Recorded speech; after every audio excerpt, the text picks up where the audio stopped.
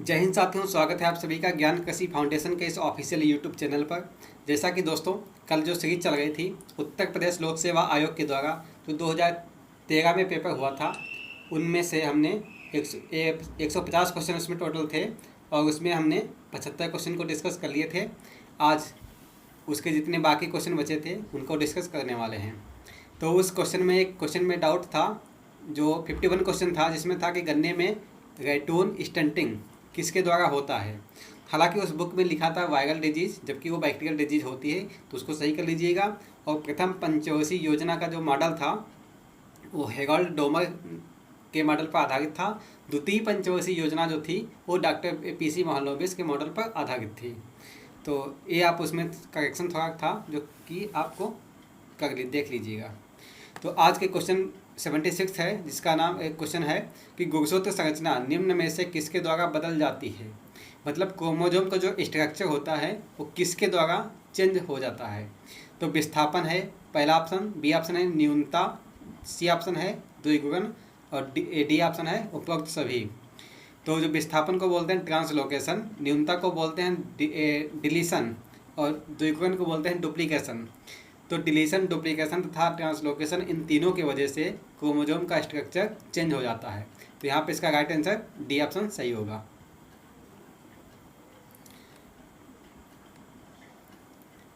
अगला क्वेश्चन है, आलू की पत्तियों की कटाई की जाती है प्राप्त करने के लिए।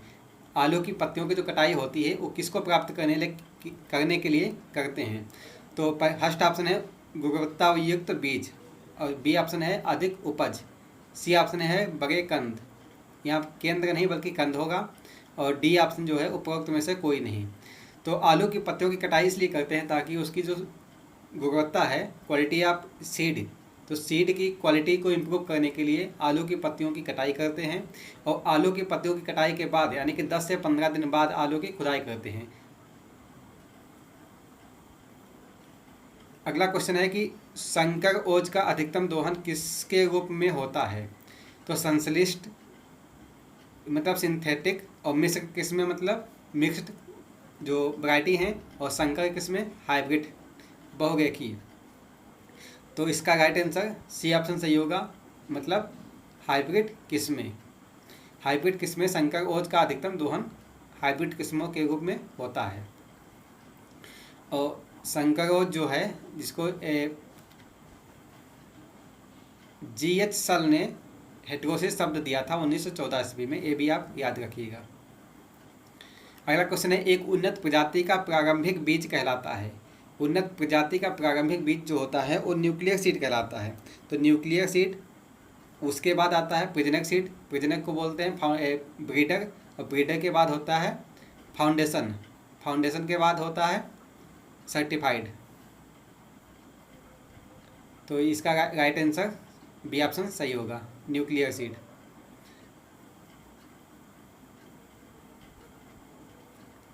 अगला क्वेश्चन है कि बीज जीविता परीक्षण किया जाता है। सीड वाइबिलिटी टेस्ट का यूज कहाँ पे करते हैं। तो ये इसका यूज करते हैं टेट्राजोनियम टेस्ट के द्वारा हम सीड की वाइबिलिटी चेक करते हैं।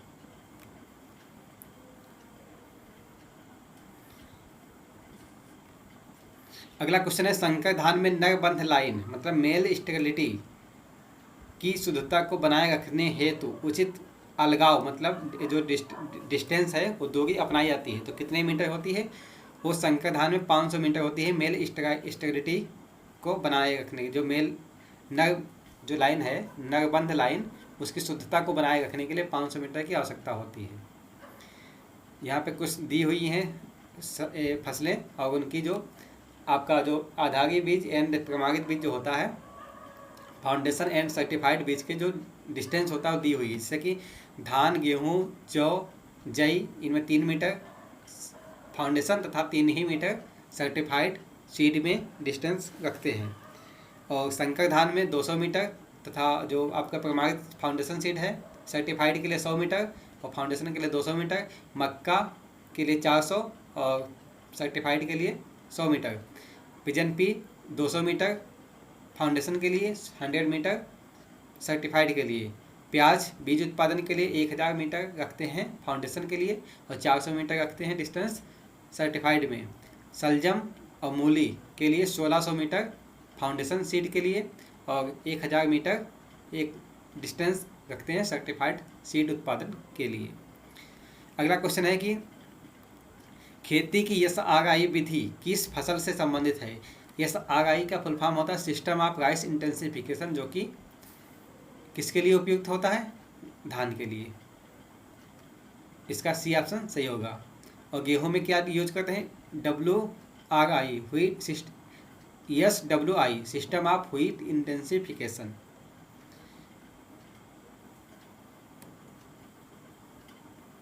SRI पद्धति में जो सीड रेट रखते हैं वो 5 kg रखते हैं, और नॉर्मल धान की सीड रेट जो होती है वो आपकी 30 से 35 kg, और हाइब्रिड के लिए 15 से 18 kg सीड रेट रखते हैं। प्रजनक बीज के लिए किस रंग का लेबल प्रयोग किया जाता है। जो ब्रीडर सीड होता है उसमें टैग, जो सीड में जो टैग लगा होता है उसका रंग क्या होता है, तो प्रजनक में क्या ऐसा होता है, सफ़ेद वाइट। प्रजनक, हाँ प्रजनक मतलब ब्रीडर में पीला सीड लगता है, सर्टिफाइड में सफ़ेद टैग लगा होता है। सॉरी, सर्टिफाइड में जो होता है वो ब्लू टैग होता है, सर्टिफाइड में ब्लू होता है और प्रजनक में पीला होता है, इसको गोल्डन बोलते हैं। यहाँ पे दिया हुआ है कि ब्रीडर सीड के लिए सुनहरा पीला, जिसको ब्रीडर के लिए पीला या सुनहरा टैग, और फाउंडेशन के लिए सफ़ेद, सर्टिफाइड के लिए नीला। तो जो सफ़ेद था वो फाउंडेशन के लिए होता है। अगला क्वेश्चन है कि व्यावसायिक खेती के लिए किसानों को वितरित किया जाने वाला बीज कौन सा है। जो खेती के लिए किसानों को जो बीज दिया जाता है वो सर्टिफाइड सीड होता है, यानी कि प्रमाणित बीज होता है। और ब्रीडर जो होता है वो जो यूनिवर्सिटी में ब्रीडर होते हैं उनको प्रजनक बीज दिया जाता है। अगला क्वेश्चन है मृदा जल को धारण करने वाला बल है। मृदा जल में कौन सा बल फोर्स पाया जाता है, वो ससंजन एंड आसंजन दोनों बल पाए जाते हैं। ससंजन को बोलते हैं कोहेजन एंड आसंजन को बोलते हैं एडजन। ससंजन का मतलब होता है कि सेम पार्टिकल के मध्य लगने वाले बल को ससंजन तथा डिफरेंट पार्टिकल के मध्य लगने वाले बल को असंजन बोलते हैं। तो उसमें सॉइल एंड वाटर दोनों होता है, तो जब डिफरेंट भी होते हैं और सॉइल के बीच में जो बल लगता है उसको ससंजन बोलते हैं, और सॉइल वाटर के बीच में जो बल लगता है वो आसंजन होते हैं। इसलिए मृदा जल जो होता है उसके बीच में दोनों बल फोर्स काम करते हैं, ससंजन एंड आसंजन, जिसको बोलते हैं कोहेजन एंड एडजन। अगला क्वेश्चन है कि लवणों से प्रभावित मृदा जिसमें सोडियम विनिमय प्रतिशत 15 से कम होती है वह क्या कहलाती है। जिनमें सोडियम प्रतिशत 15 से कम होती है उसको बोलते हैं लवणीय मृदा। और क्षारीय मृदा में क्या है, सोडियम परसेंटेज 15 से अधिक होता है, सोडियम विनिमय परसेंटेज।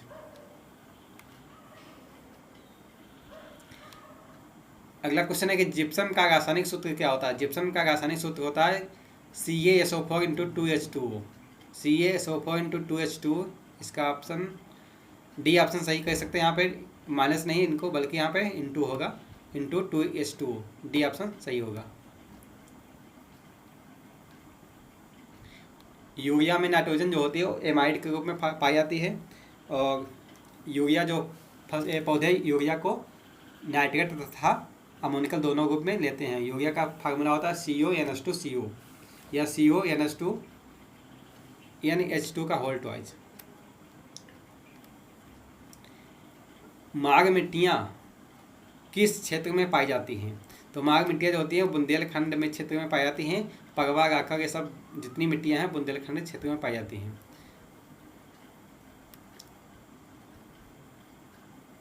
ये देख सकते हैं कि जो मार्ग मिट्टियाँ होती हैं काली मृदाएँ तथा लाल मृदाएँ, दो भागों में इसको डिवाइड किया गया है। लाल मिट्टी जो होती है झांसी, ललितपुर, बांदा, हमीरपुर, जालौन, इन जिलों में पाई जाती है।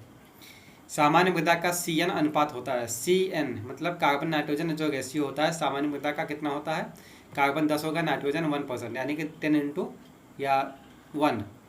होता है। 10:1 रेशियो के माध्यम से रेशियो होता है सामान्य, मतलब नॉर्मल सॉइल का जो CN रेशियो होता है वो 10:1 होता है। ह्यूमस का 10:1, ह्यूमस का भी 10:1 होता है। और लेग्यूमिनस जो होती है उनको 20:30 रेशियो 1। और आपका जो FYM होता है वो भी 20:30 होता है।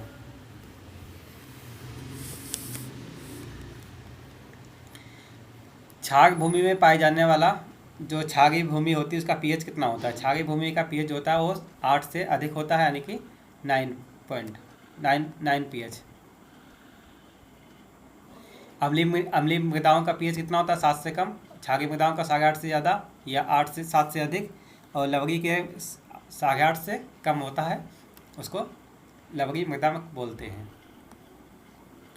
निम्नलिखित में से किस हरी खाद को क्षारीय भूमि में फसल उगाने हेतु वरीयता दी जाती है? तो क्षारीय भूमि में फसल उगाने के लिए वरीयता किसको मिलती है? ढैंचा को। ढैंचा। निम्नलिखित में से कौन सी फसल जस्ते के प्रयोग से ज़्यादा प्रभावित होती है? जस्ता मतलब जिंक। तो कौन सी मृदा प्रभावित होती है? धान। धान में जिंक की कमी से धान में खैरा रोग होता है, और उसकी खोज किए थे YL नेने ने, जो कि पंतनगर कृषि विश्वविद्यालय में इसकी खोज किए थे 1966 ईस्वी को। मृदा परीक्षण के आधार पर मिट्टी में सल्फर का क्रांतिक स्तर कितना होता है? तो कितना होता है? 10 ppm, जो 10 मतलब 10 ppm सल्फर सॉइल टेस्टिंग के आधार पर मिट्टी में पाया जाता है। एमाइड नाइट्रोजन किस रूप में, मतलब एमाइड मैंने क्या बोला? यूरिया में। यूरिया में जो नाइट्रोजन होती है वो एमाइड के फॉर्म में पाई जाती है। तो इसलिए क्वेश्चन पूछा है एमाइड नाइट्रोजन रूप किस उर्वरक में पाया जाता है? तो यूरिया में पाया जाता है। इसका फार्मूला NH2CO होता है। इसमें 46% नाइट्रोजन होती है, और DAP में 46% फास्फोरस होती है, 18% नाइट्रोजन होती है। कैल्शियम नाइट्रेट में 15% नाइट्रोजन होती है, सोडियम नाइट्रेट में 16% नाइट्रोजन होती है, पोटेशियम नाइट्रेट में 13% नाइट्रोजन होती है। एमाइड उर्वरक जो होता है कि यूरिया होता है जिसमें 46% नाइट्रोजन पाया जाता है, और कैल्शियम साइनामाइड जिसमें 21% नाइट्रोजन पाया जाता है। निम्न में कौन वृद्धि प्रवर्तक है? मतलब ऐसा हार्मोन्स बताइए जो ग्रोथ को रेगुलेट करता है, ग्रोथ रेगुलेटिंग हार्मोन्स। तो वह ऑक्सिन होता है। और इथाइलिन का यूज कहाँ पे होता है? यह फलों को पकाने में इथाइलिन यूज किया जाता है। नाइट्रीकरण मतलब नाइट्रिफिकेशन की प्रक्रिया है।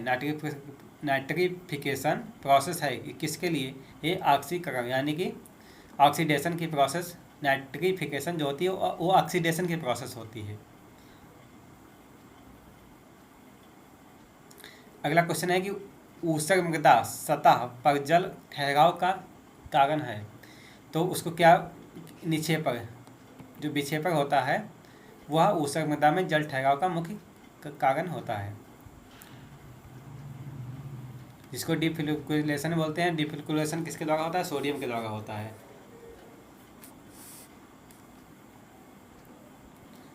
और फ्लोकुलेशन किसके द्वारा होता है? कैल्शियम के द्वारा होता है। किस उर्वरक को सोना के नाम से जाना जाता है? तो उसको किसको बोलते हैं? कैल्शियम अमोनियम नाइट्रेट को सोना या इसको किसान खाद के नाम से जानते हैं। और यूरिया को क्या बोलते हैं? एमाइड के रूप में यूरिया होता है, और इसमें नाइट्रोजन 46% पाई जाती है। इसका फार्मूला NH2CO होता है। अगला क्वेश्चन है कि उपजाऊ भूमि को अनुपजाऊ जमीन में बदलने की क्रिया को क्या कहा जाता है? जो उपजाऊ भूमि होती है उसको अनुपजाऊ बनाने के लिए, तो उसमें प्रोसेस होती है डेजर्टाइजेशन, डेजर्टिफिकेशन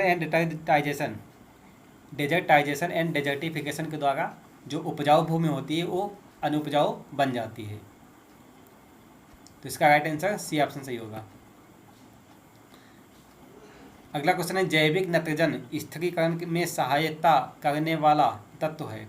तो जैविक नाइट्रोजन को मतलब जो बायो नाइट्रोजन फिक्सेशन के लिए कौन सा एक फर्टिलाइजर जो है उर्वरक है वो कौन सा उपयोगी है? तो उसको बोलते हैं मोलिब्डेनम। मोलिब्डेनम जो पोषक तत्व है वो बायोलॉजिकल नाइट्रोजन फिक्सेशन में सहायक होता है।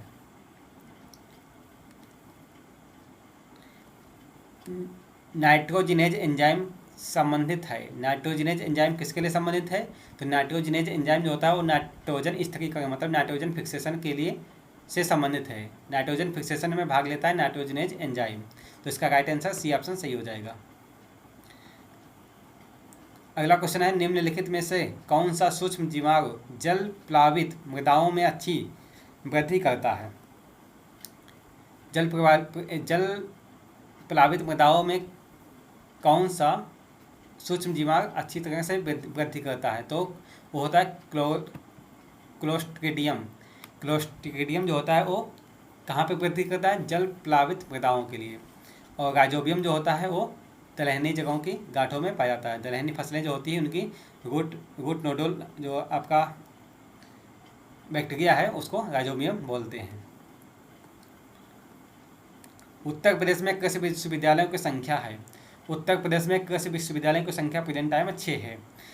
5 यूपी कैडेट के अंतर्गत आती है और एक जो शॉर्ट्स है जिसको सैम हैंड वाटर यूनिवर्सिटी बोलते हैं। और उत्तर प्रदेश में जो आपकी यूपी कैडेट एग्ज़ाम होता है उसमें 5 यूनिवर्सिटी आती हैं, जिससे कि अभी एक जो नई यूनिवर्सिटी खुली है वो कुशीनगर में गौतम बुद्ध कृषि एवं प्रौद्योगिकी विश्वविद्यालय कुशीनगर, और 4 पहले से ही थी।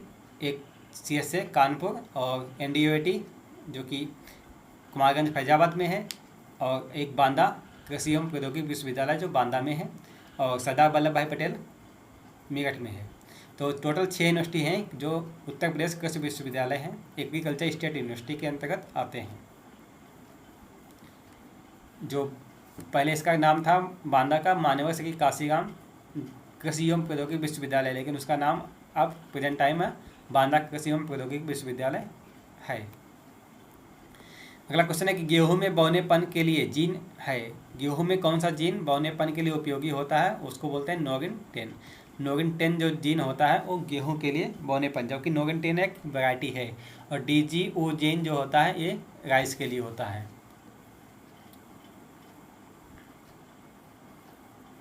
और कॉटन के लिए क्राई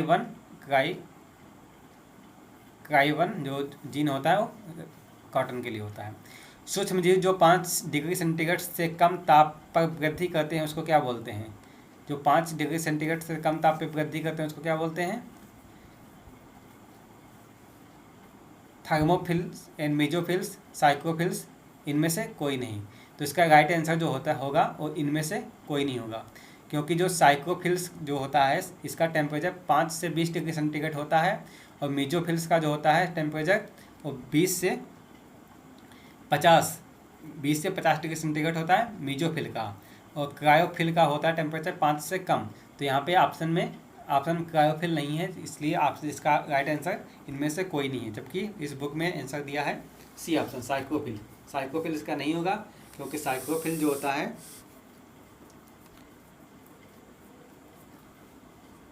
साइक्रोफिल का टेम्परेचर 5 डिग्री सेंटीग्रेड से 20 डिग्री सेंटीग्रेड के बीच में होता है। क्रायोफिल इसका आंसर सही होगा, लेकिन वो ऑप्शन में नहीं है, इसलिए डी ऑप्शन सही होगा।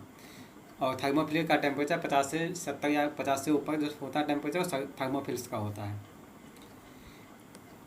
कैल्सीकरण के लिए आवश्यक विटामिन है, तो उसके लिए कैल्सिफिकेशन की, इसको कैल्सी का मतलब कैल्सिफिकेशन के लिए कौन सा विटामिन आवश्यक है? तो विटामिन डी। विटामिन डी जो कि सूर्य के प्रकाश से प्राप्त होता है, और इससे जो रोग होता है वो कौन सा रोग होता है? सूखा रोग हो जाता है बच्चों में।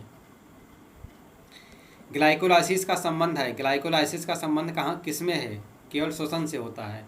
श्वसन का मतलब रिस्पायरेशन में ग्लाइकोलाइसिस रिस्पायरेशन का संबंध होता है और रिस्पायरेशन से होता है। इसमें ग्लूकोज का एक अणु से पायरुविक अम्ल के 2 अणु बनते हैं। अगला क्वेश्चन है कि पॉलीसेकेराइड की संरचना किससे बनती है? पॉलीसेकेराइड की जो स्ट्रक्चर होता है वो किससे बनता है? तो पॉलीसेकेराइड जो होता है वो सुक्रोज होता है। सुक्रोज से पॉलीसेकेराइड की स्ट्रक्चर बनता है। एंजाइम क्या है? एंजाइम जो होते हैं वो प्रोटीन होते हैं। तो कहते हैं कि all enzyme basically protein but all protein can not be enzyme. सभी एंजाइम प्रोटीन होते हैं, लेकिन सभी प्रोटीन एंजाइम नहीं होते हैं। तो इसका एंजाइम जो है वो प्रोटीन होते हैं। अगला क्वेश्चन है कि सूक्ष्म जीवों द्वारा नाइट्रेट से रासायनिक नाइट्रोजन में परिवर्तन क्रिया को कहते हैं। सूक्ष्म जीवों के द्वारा जो नाइट्रेट है, नाइट्रेट से रासायनिक नाइट्रोजन जो नाइट्रोजन में परिवर्तन की क्रिया को कहते हैं डिनाइट्रिफिकेशन, नाइट्रेट से नाइट्रोजन में बदलना डिनाइट्रिफिकेशन होता है, जिसको विनाइट्रिफिकेशन भी बोलते हैं। प्रकाश संश्लेषण की अंधकार प्रक्रिया कहाँ होती है? प्रकाश संश्लेषण की अंधकार जो प्रक्रिया होती है वो स्ट्रोमा में होती है, और प्रकाश संश्लेषण की प्रकाशिक अभिक्रिया जो होती है वो ग्रेना में होती है। तो यहाँ पे अंधकार पूछा था, अंधकार के लिए स्ट्रोमा और प्रकाश के लिए ग्रेना, तो इसका राइट आंसर बी ऑप्शन सही होगा।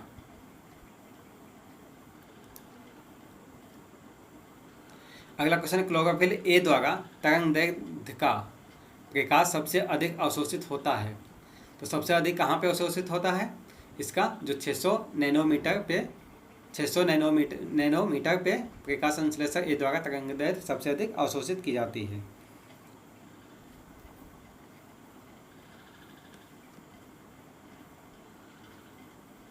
और प्रकाश संश्लेषण की दर सबसे अधिक कहाँ किस रंग में होती है? लाल में सबसे अधिक होती है, ये भी याद रखना। प्रकाश संश्लेषण में सबसे पहले क्लोरेला का प्रयोग किसके द्वारा किया गया था? क्लोरेला का प्रयोग जो किया गया था वो बारबर्ग के द्वारा किया गया था, जिसका नाम था ओटो बारबर्ग ने प्रकाश संश्लेषण के प्रयोग के लिए सर्वप्रथम क्लोरेला का इस्तेमाल किया था, और इस पर एक निश्चित अंतराल के बाद प्रकाश दिया, और प्रकाश संश्लेषण यानी कि फोटोसिंथेसिस पर इसके प्रभाव का अध्ययन किया। उन्होंने इसी काम के लिए 1920 ईस्वी को इनको नोबेल पुरस्कार दिया गया था। कोशिका के किस अंग को बिजली का घर कहते हैं? कोशिका के जो माइटोकॉन्ड्रिया होता है उसको बिजली का घर बोलते हैं, जिसको पावर हाउस ऑफ सेल कहते हैं। और प्रोटीन का सिंथेसिस कहाँ पे होता है? राइबोसोम में प्रोटीन का सिंथेसिस होता है। इनमें से कौन सा नॉन रिड्यूसिंग शुगर होता है? नॉन रिड्यूसिंग शुगर जो होता है सुक्रोज होता है। नॉन रिड्यूसिंग शुगर ग्लूकोज,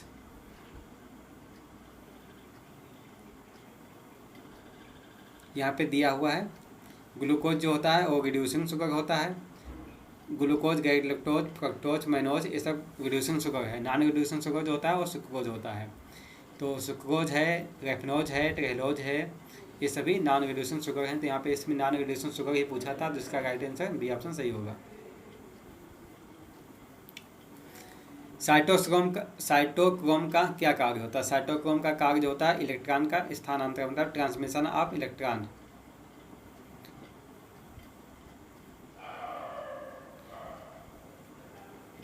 अगला क्वेश्चन है, पौधों के विकास एवं वृद्धि के लिए कितने अनिवार्य पोषक तत्व आवश्यक हैं?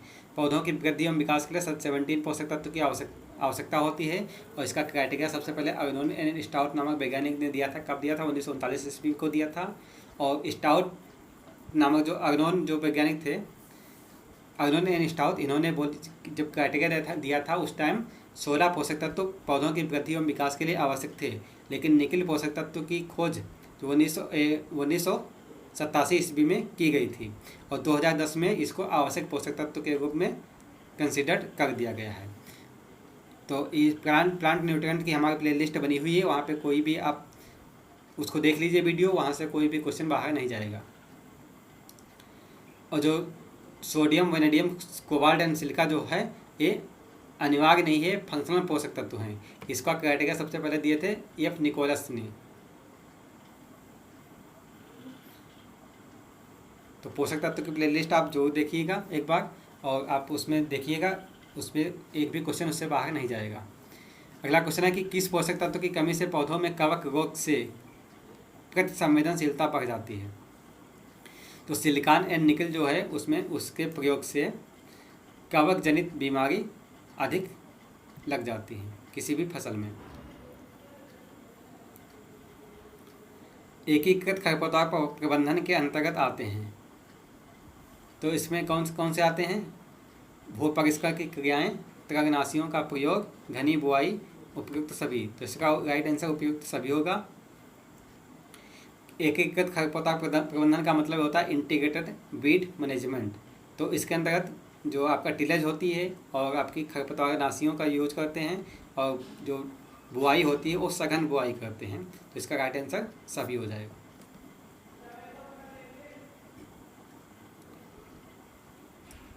अगला क्वेश्चन है कि केले का अचानक पकना किसकी वृद्धि के साथ होता है। केले का अचानक पकना किसकी वृद्धि के साथ होता है, तो इथाइलिन। इथाइलिन मैंने भी बोला था कि फलों को पकाने के लिए इथाइलिन एंजाइम मतलब जो हार्मोन्स का यूज करते हैं। और ऑक्सीजन हार्मोन जो होता है वो क्या होता है, ग्रोथ प्रमोटिंग हार्मोन्स होता है। साइटोकाइनिन को क्या बोलते हैं, सेल डिवीजन के लिए कौन सा हार्मोन आवश्यक होता है, साइटोकाइनिन। पौधों में सूखा प्रतिरोध किससे संबंधित होता है। पौधों में जो सूखा प्रतिरोध होता है किससे संबंधित है, तो किससे संबंधित है, ये नेगेटिव वाटर पोटेंशियल मतलब ऋणात्मक वाटर पोटेंशियल के द्वारा पौधों में सूखा प्रतिरोध विकसित होता है। अगला क्वेश्चन है कि कौन सा एंजाइम सबसे पहले क्रिस्टल रूप में तैयार किया गया था। क्रिस्टल के रूप में कौन सा एंजाइम तैयार किया गया था, सबसे पहले लाइपेज नहीं, यूरिएज जो एंजाइम है वो सबसे पहले प्रयोगशाला में क्रिस्टल के रूप में तैयार किया गया था। इसका राइट आंसर सी ऑप्शन सही हो जाएगा। और इसको हाइस बुकनर ने 1897 ईस्वी में इसको मतलब इसका क्रिस्टलाइजेशन किए थे जो ईस्ट एंजाइम से। और सुमनर जो वैज्ञानिक थे 1926 ईस्वी में लोबिया के बीजों से यूरिएज नामक एंजाइम को रवे यानी क्रिस्टलाइज प्राप्त किए थे, उसका क्रिस्टल्स प्राप्त किए थे। किसने क्रिस्टल प्राप्त किए थे, सुमनर ने कब किए थे, 1926 ईस्वी में किया था। और किसका किए थे, यूरिएज। अगला क्वेश्चन है कि वो बीज जिनका जीवन काल 15 से 100 वर्ष या उससे अधिक होता है उन्हें क्या कहते हैं, उन्हें बोलते हैं माइक्रोबायोटिक। 15 से 100 वर्ष, जिनका 15 से कम होता है उनको माइक्रोबायोटिक बोलते हैं। 3 से 15 तक उसको मीजो और 15 से 100 उसको बोलते हैं मैक्रो। और माइक्रो बोलते हैं किसको, जिनका 3 से कम होता है। निम्न में से कौन सा जल में घुलनशील विटामिन है। जल में घुलनशील जो विटामिन होते हैं उसको बी सी बोलते हैं, vitamin B and vitamin C, यानी कि WBC याद रख लेना, WBC मतलब W से वाटर और B से वाटर सोलुबल विटामिन WBC। और उसके बाकी जितने भी विटामिन हैं वो फैट सोलुबल विटामिन होते हैं। अगला क्वेश्चन है पौधा जो होता है किसकी अधिकता से मुरझा जाता है। पौधों में अगर ट्रांसपीरेशन ज़्यादा होगा यानी कि वाष्पोत्सर्जन ज़्यादा होगा तो पौधा मुरझा जाएगा। तो इसका राइट आंसर डी ऑप्शन सही होगा। अगला क्वेश्चन है आगा मक्खी किस फल प्रमुख कीट है। आगा मक्खी किसका प्रमुख कीट है, मस्टर्ड। आपने देखा आगा मक्खी को बोलते हैं साफ्लाई, तो ये आपने सुना होगा कि मस्टर्ड साफ्लाई यानी कि सरसों का प्रमुख कीट है। कपास का प्रमुख कीट कौन है, पिंक बालवर्म। और धान में कौन सा, सैनिक होता है, सैनिक कीट। अगला क्वेश्चन है कि हेलिकोवर्पा आर्मीजे का चना फसल की किस अवस्था को नुकसान पहुंचाता है या फली बनने की अवस्था को में नुकसान पहुंचाता है। जब पौधे में फलियां बनने लगती हैं उस टाइम हेलिकोवर्पा जो आर्मीजे का है उस चना की फसलों की फलियों को अधिक नुकसान पहुंचाता है, जिसको बोलते हैं ग्राम कैटरपिलर। इसका वैज्ञानिक नाम ही है हेलिकोवर्पा आर्मीजेगा। गन्ने के गुच्छानुमा शीर्ष आकार किस कीट के आक्रमण से विकसित होता है। तो गन्ने में किसके आक्रमण से विकसित होता है, गन्ने की जो मूल जड़ होती है उसके द्वारा, यानी कि टॉप बगर जो होता है उसके द्वारा विकसित होता है। तो गन्ने के गुच्छानुमा शीर्ष आकार किस कीट के आक्रमण से विकसित होता है, तो गन्ने का मूल जड़ या बेधक जिसको टॉप बगर बोलते हैं उसके द्वारा विकसित होता है। अगला क्वेश्चन है कि आम का कौन सा कीट संगरोध क्वारंटाइन महत्व का है। तो इसका कौन सा जो क्वारंटाइन के लिए प्रयोग होता महत्व का है वो आम का फल मक्खी यानी कि fruit fly of mango fruit fly होती है वो क्वारंटाइन के पर्पज से मैंगो में बहुत ही महत्वपूर्ण है। तो इसका राइट आंसर डी ऑप्शन सही होगा। नोजल एक हिस्सा है। नोजल किसका है हिस्सा है? तो यहाँ पे ऑप्शन है कि हैंड कंप्रेशन स्प्रेयर का, और साइनो गैस पंप का, रोटरी डस्टर का, इनमें से कोई नहीं। तो नोजल जो हिस्सा होता है वो हैंड कंप्रेशन स्प्रेयर मशीन का हिस्सा होता है नोजल।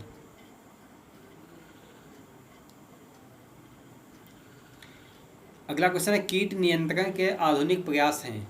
तो आधुनिक प्रयास कौन सा है कीट नियंत्रण के लिए?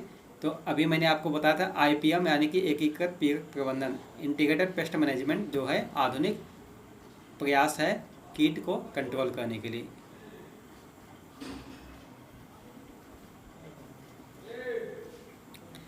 पैडल पंप स्प्रे कितनी ऊंचाई तक छिड़काव कर सकता है? पैडल पंप जो स्प्रे होता है लगभग 20 फीट की ऊंचाई तक स्प्रे कर सकता है।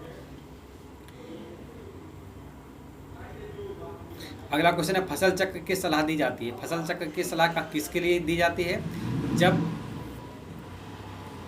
जब हवा जनित रोगों के लिए, या बीज जनित रोगों के लिए, एफिड जनित रोगों के लिए, मृदा जनित रोगों के लिए। जब किसी भी मृदा में या सोयल में सोयल जनित जो सोयल बॉर्न डिजीज होती है उसको रोकथाम के लिए हम फसल चक्र अपनाते हैं। मान लीजिए आपके किसी सीड ही में वो मतलब डिजीज है, तो फसल चक्र अपनाने से उसका कोई भी लाभ नहीं होगा।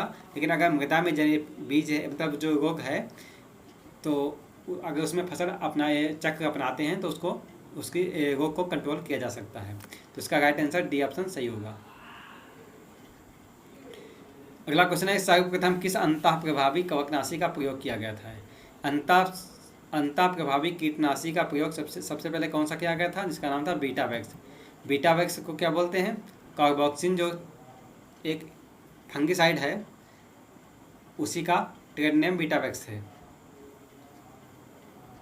जो कि सिस्टेमिक फंगिसाइड के नाम से जानते हैं। ये सिस्टेमिक फंगिसाइड है जिसको वान सेलमेलिंग एंड कुलका नामक वैज्ञानिक ने 1966 ईस्वी में विकसित किया था। करनाल बंट किस फसल का बीजजनित रोग है? करनाल बंट जिसको बोलते हैं, या गेहूं के लिए, गेहूं का कंडुआ जो होता है करनाल बंट गेहूं की फसल के लिए, गेहूं का जो फसल होता है गेहूं की फसल उसका बीजजनित रोग है जिसको बोलते हैं करनाल बंट, सीड बॉर्न डिजीज। और यह करनाल बंट एक ऐसा डिजीज है जो कि सीड बॉर्न तथा एयर बॉर्न तथा वायु मतलब सीड ये जल के द्वारा भी होता है, मृदा के द्वारा भी होता है तथा हवा के द्वारा भी इसके जो ये तीनों के द्वारा फैलता है। इसका रोगजनक जो होता है वो तीनों में निवास करता है। झूठा कंडुआ रोग किस फसल में फैलता है? झूठा कंडुआ जो होता है वो किस फसल में होता है? फॉल्स स्मेट किसके लिए होता है? वो धान में, धान का फॉल्स स्मेट अप्राइस जिसको अस्ट्रेलाइगो न्यूटेला वेंसिस बोलते हैं।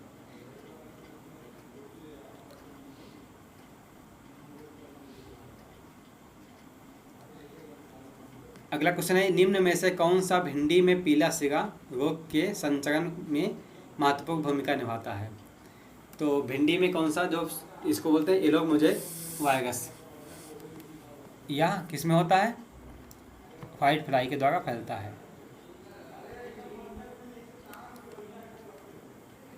अगला क्वेश्चन है कि संकर धान की 1 हेक्टेयर धान की रोपाई के लिए नर्सरी की बीज दर कितनी होती है? संकर धान के लिए 1 हेक्टेयर की रोपाई के लिए बीज दर कितनी होती है? 15 से 18 kg होती है। तो यहाँ पे ऑप्शन कितना हो? यहाँ ऑप्शन हिसाब से डी ऑप्शन सही होगा, क्योंकि 18 से 20 दिया है, 15 से 18 होता है, तो डी ऑप्शन सही होगा। ये RI के लिए 5 kg और संकर धान आपको 15 से 18, यहाँ पे 18 से 20 दिया है। और जो कि मोटा धान होगा तो 50 kg, मध्यम धान होगा 40 kg और महीन चावल के लिए 30 kg। नॉर्मल बीज सीड रेट होती है धान के लिए 30 से 35 kg पर हेक्टेयर, और संकर धान के लिए 15 से 18 kg और ये SRI में 5 kg। नींबू में खैरा रोग के लक्षण के किन भागों पर आते हैं? तो इस सभी पे आते हैं, पत्तियों पर भी आते हैं, फलों पर भी लगते हैं, शाखाओं पे भी लगते हैं, मतलब पूरा पौधों पर इसके लक्षण दिखाई देते हैं। तो इसका राइट आंसर डी ऑप्शन सही हो जाएगा। सिट्रस कैंकर जो होता है बैक्टीरियल डिजीज होती है और यह इससे पूरा पौधा ही प्रभावित हो जाता है। अगला क्वेश्चन है कि 1943 ईस्वी में बंगाल दुर्भिक्ष मतलब बंगाल फेमाइन जो आई थी उसकी वो किसके वजह से आई थी। तो धान का जो भूगा धब्बा था जिसको हम बोलते हैं बंगाल फेमाइन 1943 ईस्वी में आई थी धान का भूगा धब्बा। तो किसके वजह से होता है, हेलिमेंथ्रोस्पोरम ओराइजी के द्वारा होता है, जिसको ब्राउन स्पॉट ऑफ राइस बोलते हैं। अगला क्वेश्चन है कि निम्न में से कौन सा अंतः बीजोग रोग है।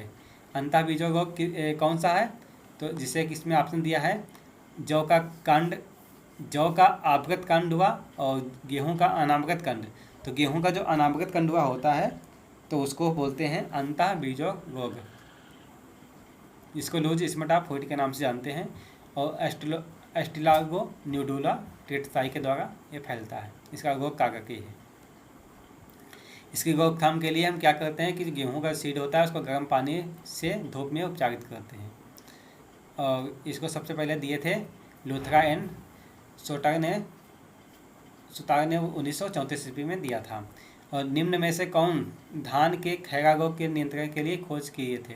तो मैंने अभी बोला खैरा रोग जिंक की डिफिशियंसी से होता है और इसको YL नेने ने 1966 ईस्वी में पंतनगर कृषि एवं प्रौद्योगिकी विश्वविद्यालय में इसकी खोज किए थे।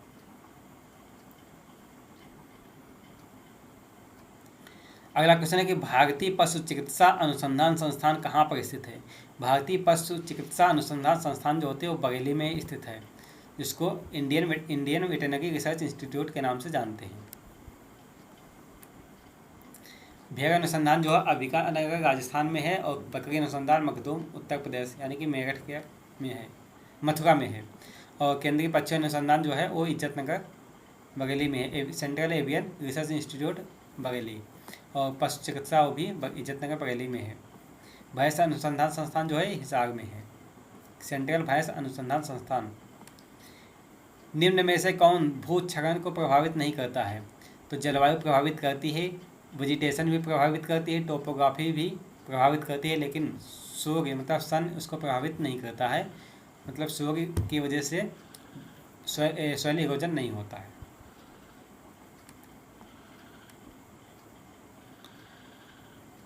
अगला क्वेश्चन है कि सरल रेखा विधि से ट्रैक्टर के वार्षिक सीजन आकलन है। तो ऑप्शन इसका है, पहला ऑप्शन है लाभदायक सेवा काल के अंत में ट्रैक्टर की छीजन करते हुए उसका मूल्य शून्य हो जाता है। और बी ऑप्शन है कि प्रारंभिक काल में ज़्यादा छीजन होता है, अंतिम काल में घटता छीजन होता है। चौथा ऑप्शन है कि लाभदायक सेवा काल में प्रत्येक वर्ष समान छीजन होता है। छीजन का मतलब होता है डिप्रेसिएशन। तो इसका जो राइट आंसर होगा और लाभदायक सेवा काल के अंत में ट्रैक्टर की सीजन का जो डिप्रेसिएशन होता है उस टाइम उसका मूल्य जो होता है शून्य हो जाता है, शून्य कर देता है। इसका राइट आंसर ए ऑप्शन सही होगा। अगला क्वेश्चन है, एक इंजन में यदि ईंधन मितव्ययता अभिष्ट है तो आवश्यक है क्या, उसके लिए आवश्यक होगा ईंधन की अधिक, ऑक्सीजन का अधिक, ईंधन एवं ऑक्सीजन दोनों का अधिक, इनमें से कोई नहीं। तो इसका राइट आंसर इनमें से कोई नहीं होगा।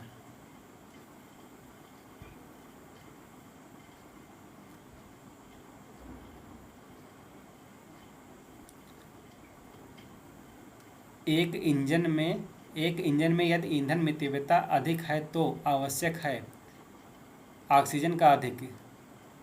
इसका राइट आंसर बी ऑप्शन होगा, क्योंकि यहाँ पे मिस्टेक दिया है कि डी ऑप्शन नहीं, बी ऑप्शन से होगा, ऑक्सीजन का अधिक होगा।